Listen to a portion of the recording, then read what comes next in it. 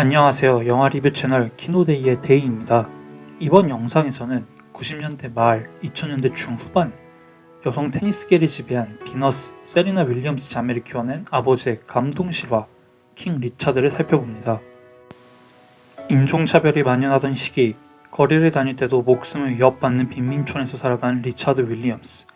어느 날 TV에서 테니스 대회 우승자가 막대한 상금을 받는 장면을 본 그는 자신의 두 딸 비너스와 세리나를 세계적인 테니스 선수로 키우기로 결심합니다. 테니스 코치들도 혀를 내두를 정도로 연구에 연구를 거듭한 그는 균형 잡힌 시각과 면밀한 통찰력을 지닌 아내 오레이슨의 도움을 받아 두 자매의 육성에 몰두하죠. 캘리포니아 컴튼의 형편없는 테니스 코트에서 시작된 여정은 주변인의 부정적 예측과 불리함을 모두 극복해 나가고 성공을 눈앞에 둔 두 딸에게 리차드는 마지막 교훈을 가르칠 준비를 합니다. 현대 축구를 논하는 데 있어 메시와 호날두를 빼놓을 수 없고 농구를 논하는 데 있어 마이클 조던을 빼놓을 수 없듯이 테니스를 논하는 데 있어서는 사실 윌리엄스 자매를 빠뜨릴 수 없습니다. 5번의 윈블던 오픈을 포함해 수차례 메이저 대회 트로피를 차지한 비너스, 그리고 슈테프 그라퍼를 제외하면 4대 메이저 대회 우승과 올림픽 단식 금메달을 모두 차지한 유일한 커리어 골든슬램 달성자인 세리나는 문자 그대로 테니스계의 전설이죠. 그러니 두 자매의 성공 신화가 미디어에서 다루어지는 것은 결코 놀랄 일이 아닙니다. 또 성공 신화를 알고 있는 한 그들의 이야기가 어떻게 흘러갈지도 충분히 예측 가능하죠. 그러나 윌리엄스 자매의 신화를 묘사하는 킹 리차드의 접근 방식은 예상을 벗어납니다. 수많은 스포츠 전기 영화와는 결이 다소 다른 신선한 접근법을 선택하고 있죠. 그 중심에는 자매의 아버지인 리차드 윌리엄스가 있습니다. 영화는 성공을 일궈낸 당사자들이 아닌 조력자의 시선으로 신화를 들여다봅니다. 신선한 뉘앙스의 스토리텔링을 통해 킹 리차드는 스포츠 전기 영화의 흔한 공식을 넘어선 이야기를 들려주죠. 그 결과 킹 리차드는 보다 보편적이고 공감할 수 있는 입장에서 자칫 신화에 가려질 수도 있었던 현실을 끄집어냅니다. 특히 영화는 능력주의라는 이름의 현실이 지닌 여러 모습을 흑인으로서의 리차드, 코치로서의 리차드, 아버지로서의 리차드를 통해 보여주고 있습니다. 매일같이 또 비가 오는 날에는 젖은 코트에 대한 적응력을 높인다고 딸들을 훈련시키는 리차드를 두고 주변 이웃들은 그가 딸들을 학대한다며 경찰에 신고합니다.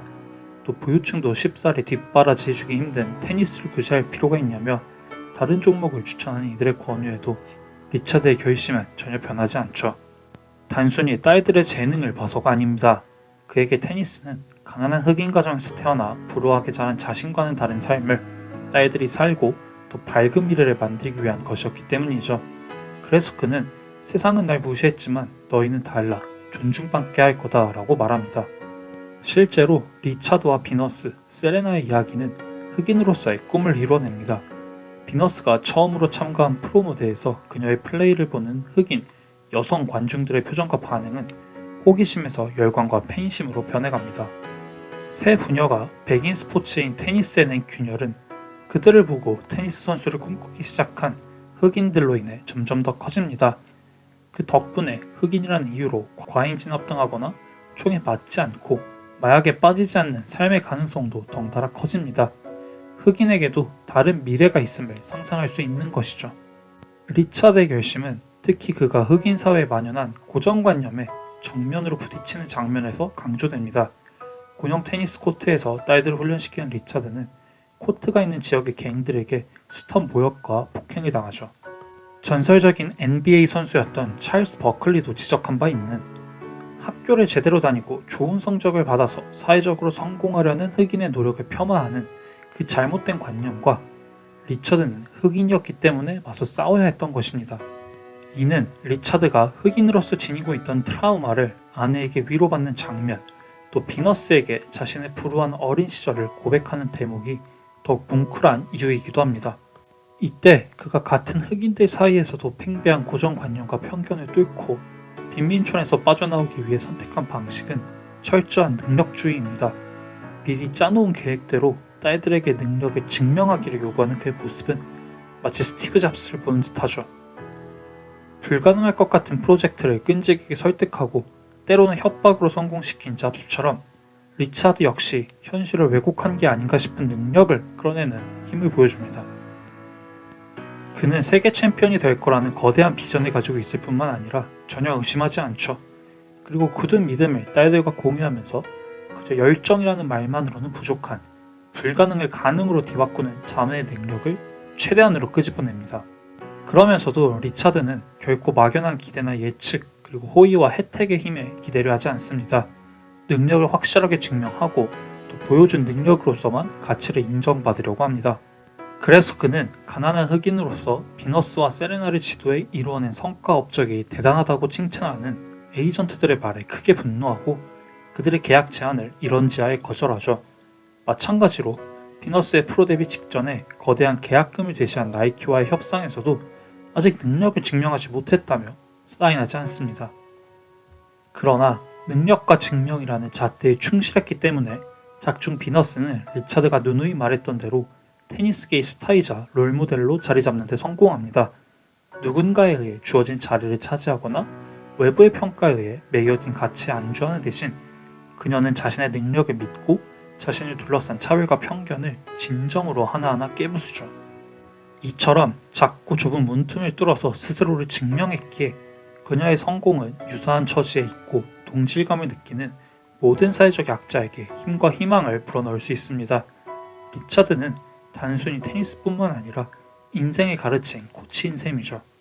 흥미로운 것은 코치로서의 리처드가 철저히 능력주의에 입각한 사고로 딸들의 성공까지 이끄는 와중에도 아버지로서의 리처드는 능력주의가 낳을 수 있는 병폐를 경계하고 예방하는 데 성공했다는 점입니다. 능력주의의 폐해를 지적한 마이클 샌델의 공정하다는 착각은 능력주의의 승자들이 두 가지 문제를 겪게 된다고 지적합니다. 하나는 오만함이죠.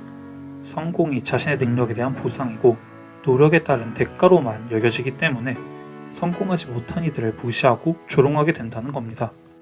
또 다른 문제는 스스로를 갉아먹는 피폐함입니다. 그는 승자들이 자신의 정체성이나 삶의 가치를 숙고하는 대신 계속해서 능력을 증명하고 성공해야 하기에 완벽주의로 빠져들고 그로 인해 정신적으로 쇠약해진다고 지적합니다. 이러한 문제점은 작중 아버지 리차드의 시선이 오랫동안 머무는 지점입니다. 그는 주니어 대회에서 연전연승하는 비너스와 세레나 그리고 다른 딸들이 패배한 경쟁자들을 조롱하는 모습에 크게 분노합니다. 또 어려서부터 수많은 대회에 참가해 큰 성공을 거둔 스타 유망주가 마약에 빠지고 정신적으로 방황하는 모습을 놓치지 않습니다. 그래서 그는 코치와 싸우는 한이 있어도 겸손과 평범함을 아이들에게 심어주려고 하죠. 그는 아이들에게 신데렐라 애니메이션을 보여주면서 신데렐라의 성공이 아닌 그녀의 내면을 가득 채운 바른 품성을 보고 느끼게끔 합니다. 나날이 유명해지는 딸들에게 그들이 갖는 영향력을 일깨우고 엔딩 크레딧 속 내레이션에서도 언급하듯이 그들의 능력과 성공을 사이로 환원해야 한다고 강조하기도 하죠. 동시에 두 딸을 끝없는 경쟁에서 떼어놓으려고 합니다. 주니어 대회에 참가해 커리어를 쌓아야 한다는 에이전트와 코치의 의견을 무시하는 한이 있어도 언론과의 접촉을 통제하면서 독선적이라는 비판을 듣더라도 그는 딸들에게 평범한 학생이자 청소년으로서 필요한 모든 경험을 보장해 주려 합니다. 이처럼 능력주의적 성공관으로 인해 오만해진 승자와 굴욕을 느낀 패자 간의 긴장 관계를 풀기 위해 사회적 연대와 유대 관계를 회복해야 한다는 샌델의 주장을 온몸으로 실천하는 아버지의 모습은 인상적이죠. 특히 과도한 경쟁에 내몰리고 그로 인해 피폐해지는 청소년들을 현실이나 미디어에서 쉽게 만날 수 있는 그런 사회 안에서 보면 그 위험성을 일찌감치 깨달은 아버지의 진심은 더욱 감동적입니다. 더 나아가 이러한 아버지 리차드의 모습은 영화가 진정으로 말하고자 하는 바를 명확히 해줍니다. 사실 새 부녀의 성공을 온전히 긍정적으로 묘사하는 것은 적절하지 않을 수 있습니다. 하면 된다 라는 능력주의의 구호가 모두에게 희망찬 미래를 약속하는 것은 아니기 때문이죠. 성공을 움켜쥐는 이들은 언제나 소수이고 다수는 공허한 빈손에 그쳐야만 합니다. 그러나 깔끔하고 세련됐지만 무난한 할리우드의 문법과 방식으로 풀어낸 새 부녀의 이야기는 결코 하면 된다 라는 명제의 반복에 그치지 않습니다. 리차드와 윌리엄스 자매가 걷지 않은 길, 정반대의 길에 대한 경계와 의심이 영화 전반을 가득 채우고 있기 때문이죠. 또 킹 리차드는 기적을 보여주지만 기적이 결과가 아닌 과정을 보여주고 그 기적에 속하지 않는 이들에게 무엇이 필요할지를 되짚어보게 만드는 거울과도 같은 이야기이기도 합니다. 그리고 이 모든 것은 신화의 주인공이 아닌 조력자 리차드의 관점에서 성공 신화를 바라본 신선한 접근법 덕분에 가능합니다. 그래서인지 전반적인 완성도는 준수하나 동시에 평범한 영화에서 윌 스미스의 연기가 유달리 인상적인 것도 사실이죠. 문자 그대로 리차드 윌리엄스의 현현이 되어버린 그는 흑인으로서, 코치로서, 아버지로서 리차드가 느꼈을 모든 것을 미소 하나에 웃음 한 번에 눈물 한 방울에 고스란히 담아서 전달하기 때문입니다. 이는 비록 시상식에서의 논란으로 인해 의미와 가치가 퇴색된 감이 있기는 하나 윌 스미스에게 돌아간 나무주연상 오스카 트로피 자체는 정당해 보이는 이유죠. 이상으로 킹 리차드 리뷰를 모두 마치겠습니다.